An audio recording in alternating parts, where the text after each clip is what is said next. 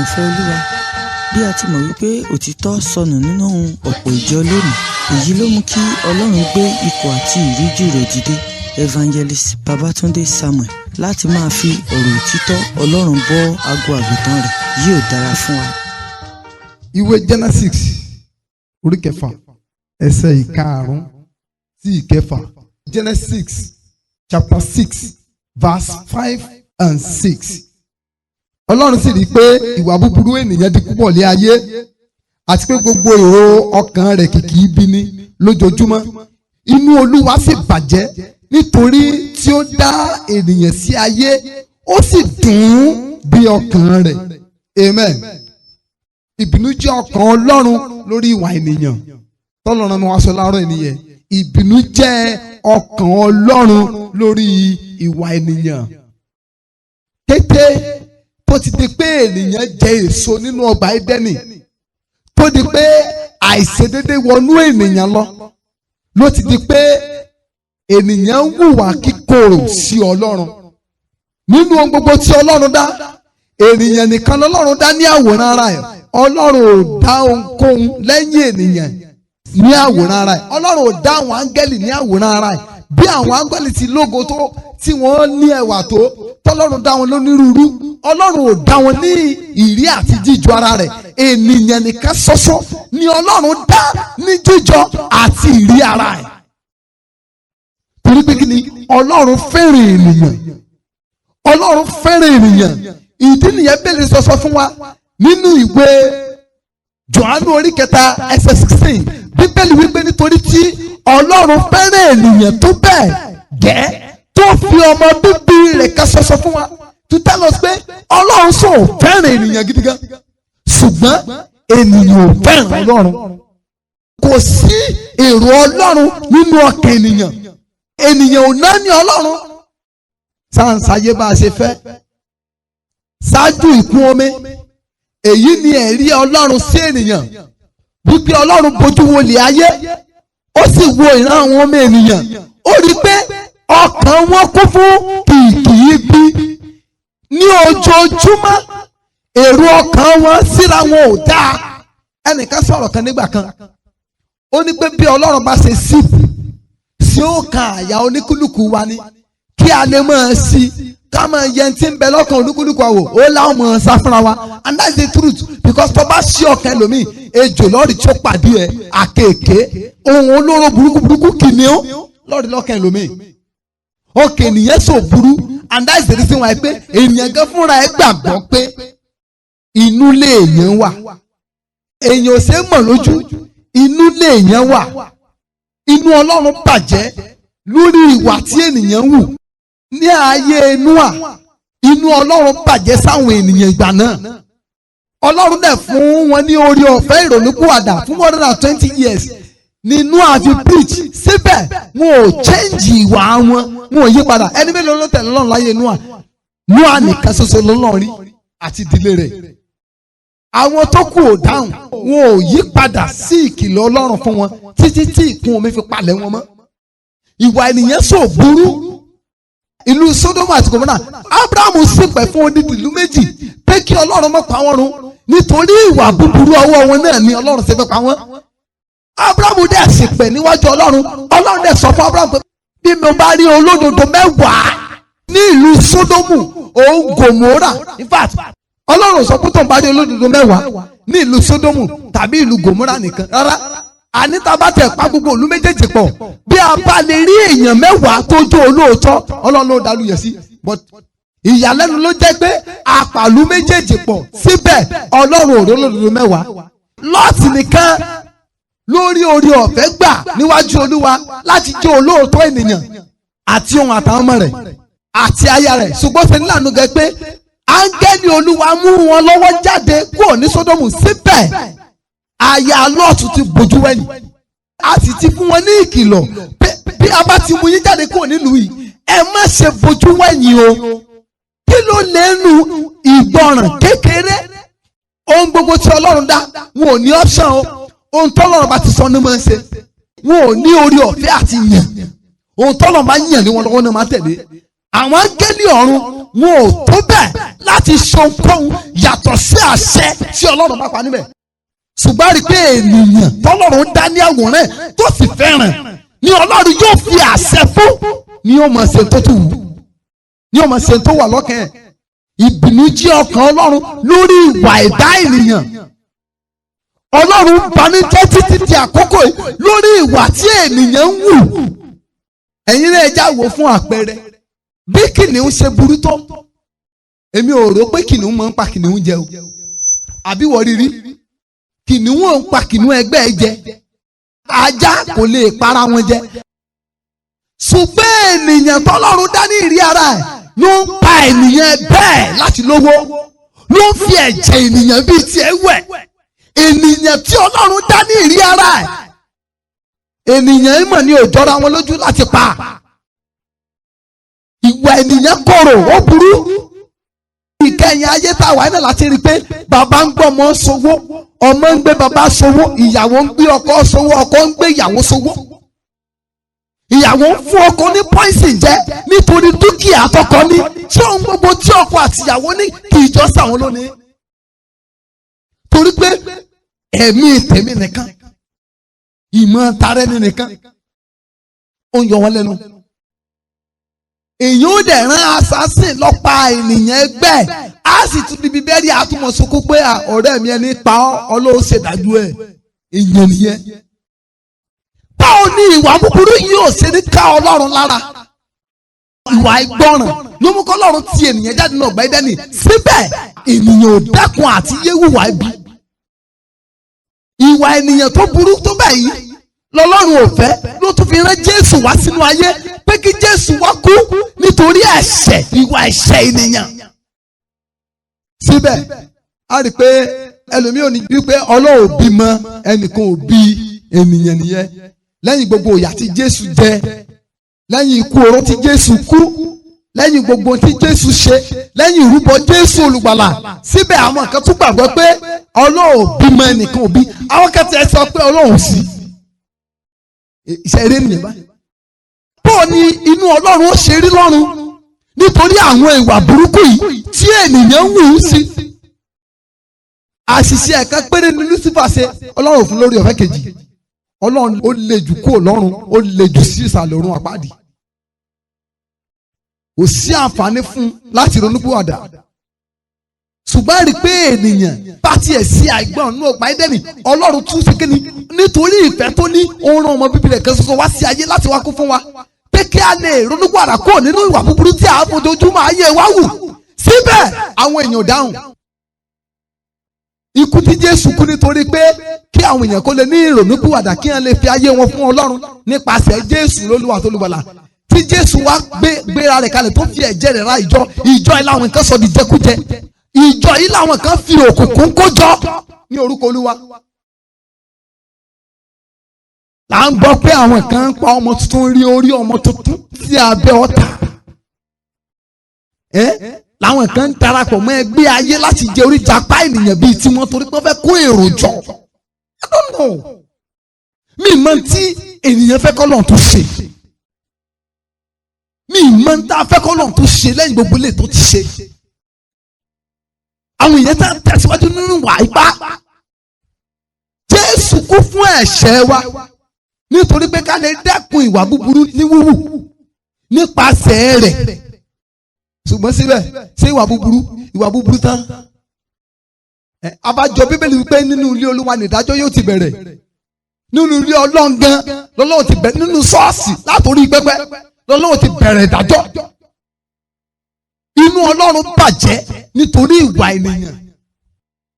Ìjọ tí Jésù tún wá kú fún, àwọn èèyàn tí wọ́n ń fi ìwà ìkorò bà ìjọ lójú jẹ́ lójú ayé, lójú àwọn tí kò ní Ọlọ́run. Ẹ wò wá ibi ṣe pọ̀ ní ṣọ́ọ̀ṣì, ẹ wò wá ìka ṣe pọ̀ ní ṣọ́ọ̀ṣì.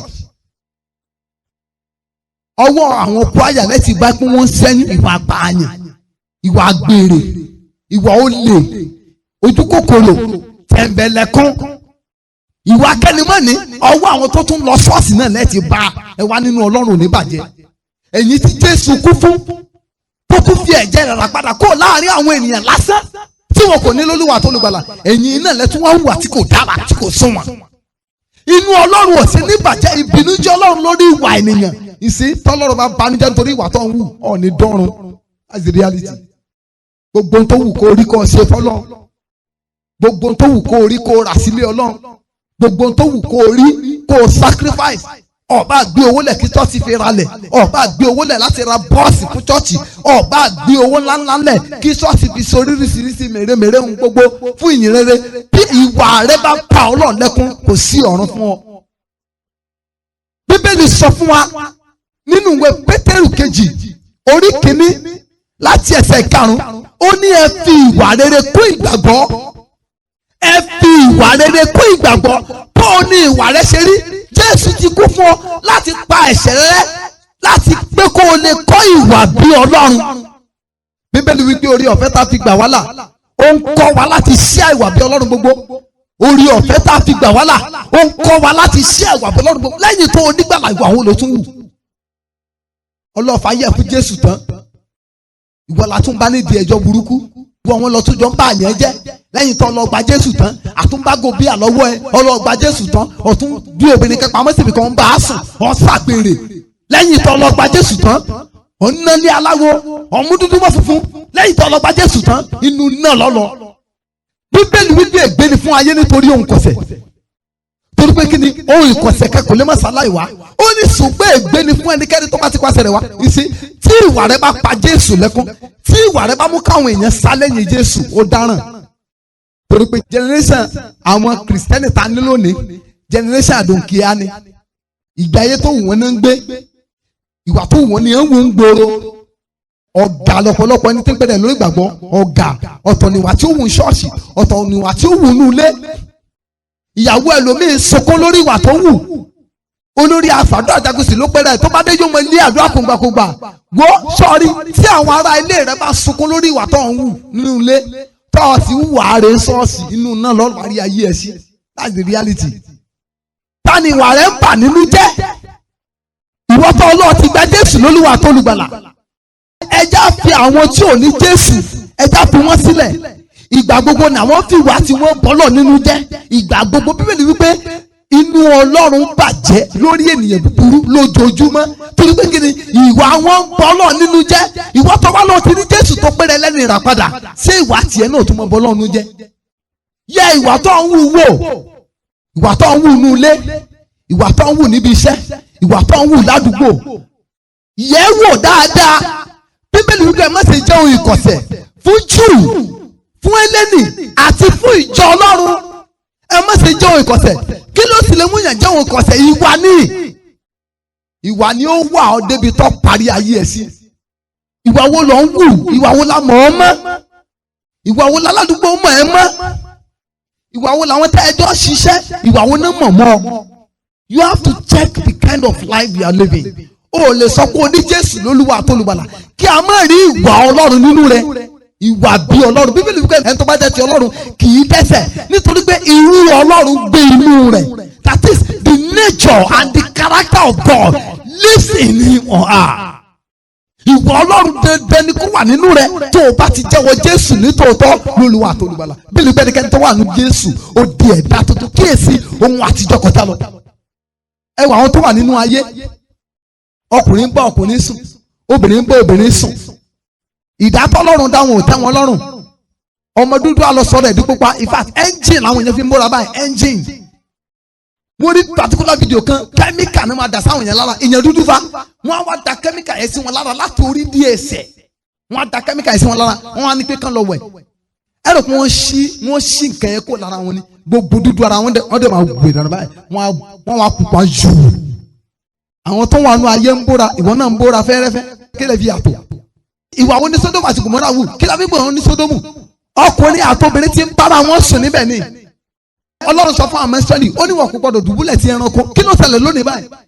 Ẹranko ń bọ́ ọmọ ènìyàn sùn, ajá ń bá yẹn sùn. Ìgbà kan wà tí tó rampart ní Nàìjíríà báyìí, tí àwọn girls ní Lẹ́kí tí wọ́n lọ gba 1.5 million per night, tí ajá ò bá wọn sùn, àwọn German dogs tí wọ́n gbé ìdí ara wọn lẹ̀ tí ajá yóò bá wọn sùn. Ọ̀pọ̀lọpọ̀ wọn bá ti ń gbowó yẹn sábà yìí. Tẹ́bárí àìsàn burúkú tí ọ̀pọ̀lọpọ̀ wọn padà kó nítorí 1.5 million naira. Bíbélì bíbélì pé kí ni ó jẹ́ èrè ènìyàn tó jèrè ayé tó sọ ẹ̀mí ara ẹ̀ nù torí 1.5 million naira owó orí burúkú tí ọ̀pọ̀lọpọ̀ ọ̀dọ́ ń wá kiri ẹ lọ gbẹdìlẹ̀ fún ẹranko lásán láti máa bá yín sùn. àwọn ìwà burúkú tá a sì rí lọ́wọ́ àwọn tí ó gbàgbọ́ yìí náà títí ó ti rápálá ó ti dé ṣọ́ọ̀ṣì ìwà àgbèrè nínú ìjọ ìwà olè nínú ìjọ ìwà jìbìtì nínú ìjọ jìbìtì lọ́wọ́ pásítọ̀ jìbìtì lọ́wọ́ ọmọ ìjọ kò wá sẹ́ni tẹ́ ẹ lé finú tán ṣọ́ọ̀ṣì lẹ́bírí kọ́nà ìwà ò dẹ̀ change ẹ polongo Jésù àgbélébùú láyé yín kọjá ẹ ń fi ìwà bá ìrere tẹ́ ń sọ tẹ́ ń wàásù ẹ ń fi ìwà bàjẹ́ ìwà rere dà lọ́wọ́ rẹ ọ̀nínú nígbàgbọ́ rẹ wà ìwà rẹ sì korò ju wọn lọ níbo ni ìwà ti ń jáde bí kì í ṣenú bíbélì wípé kì í so tá ń jẹ sínú ní sọwádà láìmọ́ bí kì í so tó fi inú jáde ó ní torí pé láti inú ní èrò búburú ti wá àgbèrè olè ojúkòkòrò pàṣágà yòrò àti bẹ́ẹ̀ bẹ́ẹ̀ lọ ó ní láti inú ló ti wá ó wá ní inú nígbàgbọ́ tiẹ̀ wà ayé ẹ̀ rí rèrè níta wọ́n sọ pé inú nígbàgbọ́ tiẹ̀ wà inú rẹ pé méjì ni àbọ̀ pé gbà bí a bá ti sọ ọ́ di mímọ́ nínú lóòótọ́ ìwà tí ó ti inú rẹ jáde á mọ́ that's the truth. tẹ́bá dẹ̀ sọ fáwọn èèyàn lónìí pé ìwà bá yóò da ìwà bá àwọn ní bíbélì pé kẹ́ ẹ má dájọ́ àwọn ìdájọ́ lẹ́sẹ̀ ń ṣe ìdájọ́ mo tẹ̀ra ẹ̀ òkun wọn máa ń kùn kónú mọ̀mọ́nú Yorùbá gan sọ pé ó ní ènìyàn méjì kì í pàdánù rọ́ ẹni tá à ń parọ́ fún tí ò bá mọ̀ ẹni tí ń parọ́ fún ni mọ̀ pé kí ni ó parọ́ that's the truth. yẹ ìwà rẹ wò ìbìnújẹ́ Ọlọ́run lórí ìwà ènìyàn ojoojúmọ́ ni Ọlọ́run banújẹ́ lórí ìwà tí àwọn ènìyàn ń wù lórí ìwà àwọn tí kò ní Ọlọ́run ṣùgbọ́n tó wá burú pé ìjọ tọ́lọ́run tún gbẹ́kẹ̀lé ìjọ tọ́lọ́run tún sinmi lé láti tún fi ẹ̀dá irú ẹni tó ń ṣe hàn ènìyàn ìjọ náà ti di corrupt àkó fún pásítọ̀ ẹ bá gbàdúrà ẹ bá yàwó sí mi ò tiẹ̀ mọ rere táwọn yẹn bá kiri èwo làbọ̀dọ̀ kó fún pásítọ̀ kankan yòówó sí mi mọ́ sówó dọ̀tí lùmí ò gbọ́n but anyway ṣebí trust ló jẹ́ kẹ́lẹ́ mi kó fún pásítọ̀ pé ẹ jọ pásítọ̀ ẹ bá pèrè sówó afẹ́ fi ṣe business pé kí Ọlọ́run jẹ́ kí ó gbèrú ṣebí trust ló jẹ́ kán tiẹ̀ ṣe gbọ́n tẹ̀ pé ètò ìwà tán wù náà ìwò òmùgọ̀ ni trust ló jẹ́ ṣe wà the end of the day pásítọ̀ agbowó sálọ ẹ wá pásítọ̀ délé wọn ní ojú kókó owó tó gbé sálọ sọ̀rọ̀ nínú tán ni ìbìnújẹ́ Ọlọ́run lórí ìwà ènìyàn. Jeremiah chapter 17 verse 9. Jeremiah chapter 17 verse 9. Ọkàn ènìyàn kún fún ẹ̀tàn ju ohun gbogbo lọ ó sì burú jáì ta ni ó lè mọ̀. Ọkàn ènìyàn burú jáì ju ohun gbogbo lọ. That is bẹ́ẹ̀ bá ń wá ohun tó burú láyé tẹ́ ẹ̀ rí ọkàn ènìyàn sáà ni ẹ mú. Níbi tí ó burú dé ejò ò burú tó ọkàn ènìyàn kìnìún ò burú tó ọkàn ènìyàn táígà ò burú tó ọkàn ènìyàn ọkàn ènìyàn wá burú. Mo gbọ́ sórí kan ọ̀rẹ́ tó fi ní tán rẹ̀ ó dẹ̀ bí ó dà kó ó fẹ́ ṣe wedding owó tó wá rí wá ní kó ń kó pamọ́ sọ́wọ́ ọ̀rẹ́ òun kó tó di pé time wedding ó tó ìyẹn wá gbé owó náà ó wà ní tí ó ṣe kò rí ó dẹ̀ tán ọ̀rẹ́ ẹ̀ wá sílé ó dẹ̀ pa ó dẹ̀ kún ọ̀rẹ́ ó dẹ̀ tán ọ̀rẹ́ lọ síbi tí wọ́n ti pa yóò ti gba owó ẹ̀mí ọ̀rẹ́ ẹ̀ torí wo la ti gbọ́ rí ènìyàn abájọ Jésù tìkára rẹ̀ gan sọ fún àwọn ẹ̀yìn ó ní ẹ ṣọ́ra lọ́dọ̀ ènìyàn lóòótọ́ ènìyàn lèmi àti àní bá ẹranko gbé pọ̀ èèyàn náà lábàá gbé ṣùgbọ́n ìwọ tọ́lọ́run fi inú tátọ́ Ọlọ́run ti gba Jésù lólúwa àtolùgbàlà tọ́lọ́run wá ń wò gẹ́gẹ́ bí aṣojú rẹ̀ nínú ayé ìwà wo ló ń wù ẹ wò wá ìtìjú ṣe pọ̀ nípa ṣọ́ọ̀ṣì nígboro a reasonable pastor kò ní data kó kàn mọ́ declare identity ara ẹ̀ torí pé kí ni àwọn pastor ti pa pastor lójú jẹ in fact àwọn tí ò gbàgbọ́ gan wọn ò fẹ́ ní kankan ṣe pẹ̀lú àwọn tó ń pè àwọn pastor mọ́ àwọn tó gbàgbọ́ gan ẹ̀rù ń bà wọ́n ṣé ó yẹ kó rí bẹ́ẹ̀ ìjọ fi gbàgbọ́ kọrin ìràpadà síbẹ̀ kò sí ìràpadà nínú ọkàn àwọn tí ń kọ́ ohun gbogbo nínú ìjọ ti dàkó sórí kò ní ìtumọ̀ nínú ayé àwọn èèyàn mọ́ sínú Ọlọ́run ò máa bàjẹ́ lórí ìwà rẹ̀ ìtọ́lọ́run sọ nípa ọkàn ènìyàn ní o kí ni Ọlọ́run sọ nípa ọkàn tiẹ̀ náà ìwọ tó olóò ti di ẹni rà padà ìwọ tó láti rà ọ́ padà ìwọ tó lọ ti fàyè fún Jésù kí ni Ọlọ́run sọ nípa ọkàn rẹ̀ ọkàn ènìyàn burú jáì ta ló lè mọ̀ ó burú jù gbogbo lọ ẹranko tó burú kò burú tó ọkàn ènìyàn. Ṣé Ọlọ́run ò ní ìbìnújẹ́ lórí ọkàn tó Ọlọ́run ní téèyàn ò mọ̀ tí wọ́n fúnra rẹ̀ dẹ̀ mọ̀? Tá bá wo ìwé Psalm 12 verse 1 and 2. Gbani Olúwa nítorí àwọn ẹni ìwà bí Ọlọ́run dásẹ̀, nítorí àwọn olóòótọ́ dásẹ̀ kúrò nínú àwọn ọmọ ènìyàn. Olúkúlùkù wọn ń bá ẹnìkejì rẹ̀ sọ asán, ètè ìpọ́nni àti ọkàn méjì ni wọ́n ti fi ń sọ. Ẹgbọ́n tó ní Sáàmù yìí sọ, gbani Olúwa torí pé kí ni ènìyàn bí Ọlọ́run dásẹ̀ kò láàrin àwọn ènìyàn. Ọlọ́run ò ré èèyàn rẹ̀ láàrin àwọn tó wà nú ayé tí kò ní lólúwa tó lùwàlà. Ó tún wá dénú ìjọ, ó tún ṣòro fọ́lọ́run láti ré èèyàn rẹ̀. Abájọ Bíbélì wípé agbára káká láti gbà wọn lólùlà. Ohun gbogbo wá lé ọmọ ènìyàn fi ìwà wọn balẹ̀ ayé jẹ́. Ẹ̀yin tẹ́ tún lẹ́ẹ̀tún gba Jésù lólúwa tó lùgbàlà náà, ẹ tún wá fi ìwà bàjọ́ jẹ́. Bó ni ìwà rẹ ṣe rí? Bákan náà wọ́n Psalm 14 verse 2 and 3. Ẹ jẹ́ àwọn tí bẹ́ẹ̀ sọ mẹ́ẹ̀. Olúwa bojú wò láti ọ̀run wá sára àwọn ọmọ ènìyàn láti wò bí ẹnìkan wà tí òye yé tí ó sì ń wá Ọlọ́run. Gbogbo wọn ni ó jùmọ̀ yà sí apá kan, wọ́n sì di eléèrí pátápátá. Kò sí ẹni tí ń ṣe rere, kò sí ẹnìkan. Can you imagine that? Ọlọ́run bojú wọlé láti ọ̀run wá láti wò bóyá ẹnìkan tẹ̀ wá tí òye yé tó sì ń wá Ọlọ́run, kò sí. Èèyàn bí Ọlọ́run dànù jọ lónìí. Nígbà kan wọ́n ní tí àwọn iléeṣẹ́ ńláńlá bá ń wá àwọn èèyàn, wọ́n á kọ̀wé wá sí church pé pásítọ̀ ẹ jọ̀ọ́ à ń wá èèyàn tá a fẹ́ gbà sí iléeṣẹ́ wa, ẹ dákun ẹ fún wa ní àwọn ọmọ yín tó bá kàwé yanjú láti pé ká lè gbà wọ́n síṣẹ́ torí pé kí ni wọ́n trust ìjọ. Ṣùgbọ́n ẹ jọ̀ọ́ kọ́ńpìnì mélòó ni ó kọ̀wé sí ṣọ́ọ̀ṣì lónìí? Kò sí. Nígbà kan tí ìṣẹ̀lẹ̀ bá ṣẹ̀, bóyá rògbòdìyàn kan ṣẹlẹ̀ níbì kan tí kìrìsìtẹ́nì náà dẹ̀ wà ń bẹ̀, tí wọ́n bá ti lè bí pé ǹjẹ́ ẹ mọ̀ sí kinní ẹ mọ̀ àbẹ́mọ̀ tó bá ti ní òun ò mọ̀, kò nílò láti fọlọ́n bóra, tó bá ti ní òun ò mọ̀, wọ́n á dẹ̀ gbàgbọ́ torí pé kinní wọ́n mọ̀ pé kìrìsìtẹ́nì kì í purọ́.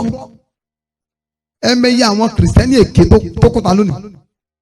Àwọn tó kọ́ wọ́n tún máa fi orúkọ Ọlọ́run gégùn léra wọn báyìí, irọ́ dẹ̀ ní gbogbo tí wọ́n sọ, kò sóòótọ́ nínú ẹ̀. Bó o ní ìwà rẹ ṣe rí láàrin àwọn èyí tí Jésù kó jọ gan? Júdásì fìwà sọra ẹ̀ nù kó lábẹ́ orí ọ̀fẹ́ àti àánú Ọlọ́run. Júdásì mú kí orí ọ̀fẹ́ àti àánú Ọlọ́run dágbére fáyé òun nítorí ìwà rẹ̀. Ìwà wo ni wọ́n náà ń wù? Ọ̀pọ̀lọpọ̀ ló ti jẹ̀bi ìpè níwájú Ọlọ́run nítorí ìwà wọn. Ìwà wo ló ń wù? Ṣé ìwà rẹ̀ ò bá Ọlọ́run nínú jẹ́? Ṣé ìwà rẹ̀ ò tún máa kan Jésù mọ́gi lẹ́ẹ̀kejì? Ẹ̀rẹ̀ lómi tó bá fa báàgì yẹyẹ tó bá lọ ṣọ́ọ̀ṣì báyìí, àwọn ènìyàn wọ́n ní tó bá ṣe pé ṣọ́ọ̀ṣì rẹ̀ ló kù tí Jésù ń gbé, àwọn àyà lọ́nà iná. Tó bá ti di pé àwọn èèyàn sọ̀rọ̀ rẹ̀ against ẹ̀, gbà pé ògbọ́ngàn ò ní dọ́run, ìsìn asán ni. Ẹja yẹ ìwà ara wa wò. Bíbélì wípé gbogbo ìwà ìkorò ni kí a mú kúrò ní ọ̀dọ̀ wa pátápátá. Gbogbo ìwà ìkorò, ìwà ìdìbàjẹ́ ni kí a mú kúrò ní ọ̀dọ̀ wa. Kí ni ìwà ìbínú? Kí ló ṣe nínú ayé rẹ lẹ́yìn ìgbàlà? Kí ni ìwà agídí ṣe nínú rẹ lẹ́yìn ìgbàlà? Abádẹ́ ìwí tán wà ní mi sọ máa le ìlú bí tábí mi sí àwọn ògbọ̀jọ̀ gẹ́ o. Lẹ́yìn tó gba Jésù tán, àṣà ìlú tó ti jáde tí ò da tó ta ko ìfẹ́ Ọlọ́run, òun ni wọ́n tó fi ń yan gàn. 1 Samuel chapter 15 verse 11. Bíbélì wípé inú Ọlọ́run sì bàjẹ́ wípé òun yan Sọ́ọ̀lù. Lẹ́yìn tó ọlọ́fà yẹ̀ fún Jésù, lẹ́yìn tí Jésù kú fún olórí àgbélébùú tó fi ẹ̀jẹ̀ ìràpadà, ṣé Jésù ò tún mọ̀ bánújẹ́ lórí tìbọn náà báyìí? Lóòótọ́ Ọlọ́run ló yan Sọ́ọ̀lù lọ́ba, ṣùgbọ́n Ọlọ́run kan náà tó yẹn náà ló tún bánújẹ́ lórí ayé ẹ̀. Lẹ́yìn tí a ti rà ọ́ padà kúrò nínú ẹ̀ṣẹ̀ rẹ, ṣé Ọlọ́run ò tún mọ̀ tún bánújẹ́ lórí ayé rẹ? Ṣé Ọlọ́run ò máa kábàámọ̀ lórí rẹ? Ìwọ gẹ́gẹ́ bí òṣìṣẹ́ nínú ìjọ, ìwọ gẹ́gẹ́ bí akọrin, ìwọ bí ọ̀ṣà, àfàdúrà jagun, ìwọ tó wà ní evangelism team, ṣé Ọlọ́run ò tún máa bánújẹ́ lórí ayé rẹ? Torí ìwọ tó jẹ́ alàgbà, ìwọ tó jẹ́ pásítọ̀, tó jẹ́ wòlíì, ìwọ tó ń pèrè ẹ̀ ní most reverend, ṣé Ọlọ́run ò máa bánújẹ́ lórí ayé rẹ? Ṣé Ọlọ́run ò kábàámọ̀ pé òun pè ó sí iṣẹ́ rẹ báyìí? Ọjọ́ ìdájọ́ ro, ẹja yẹ ìwà wa wò, ẹja ṣe àtúnṣe lórí ìwà wa. ẹ má jà tún kún ara àwọn tí Ọlọ́run ń banújẹ́ lórí nítorí ìwà tí wọ́n ń wù gẹ́gẹ́ bí ọmọ. Wọ́n ní ọmọ tó bá dáa ní ti bàbá, àbí bẹ́ẹ̀ kọ́? Èyí tó bá kù díẹ̀ káàtó títa ni. Ẹni tó bá pèrè lọ́mọ Ọlọ́run tí ìwà rẹ̀ bá ti mú yẹn gàn ní ti tọ́lọ́run. Ṣùgbọ́n tó pèrè lọ́mọ Ọlọ́run tí ìwà rẹ̀ mú ìdójútì bá Ọlọ́run orí tẹ̀sù o. Ìbílẹ̀ pẹ́nikẹ́ni tó máa ń dá ẹ̀ṣẹ̀ tẹ̀sù ni. Ẹja ṣàtúnṣe ọ̀nà wa. Ìbìnújẹ́ ọkàn Ọlọ́run lórí ìwà ènìyàn. Ọlọ́run banújẹ́ lórí ìran burúkú tá a wáyé. Ẹ wo bí ìpànìyàn ṣe pọ̀ káàkiri. Ẹ wo bí ìgbénipa, ìgbénisowó. Ẹ wo bó ṣe pọ̀ káàkiri. Ẹ wo bí àwọn ọ̀dọ́ ṣe ń lépa owó tí wọ́n fi àwọn girlfriend wọn sowó. Àwọn ọmọ kéékèèké ọmọ 19 years kó mọ involve nínú oògùn owó ritualist alóhùn ti jìyà. Kí ni ọmọ 19 years ti mọ̀ tó ń pè níyà nínú ayé?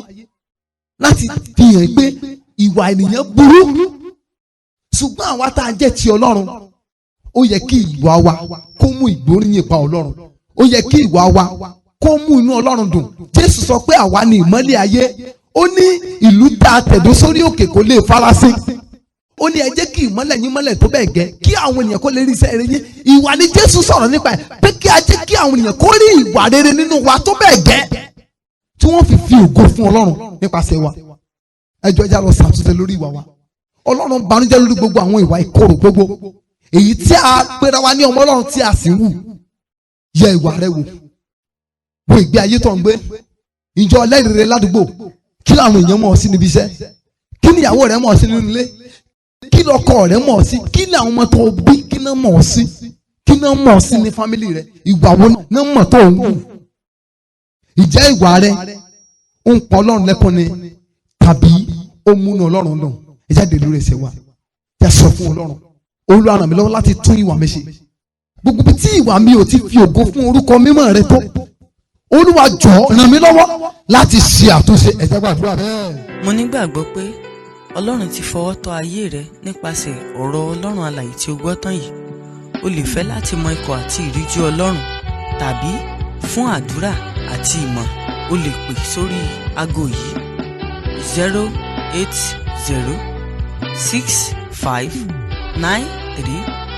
08065935539.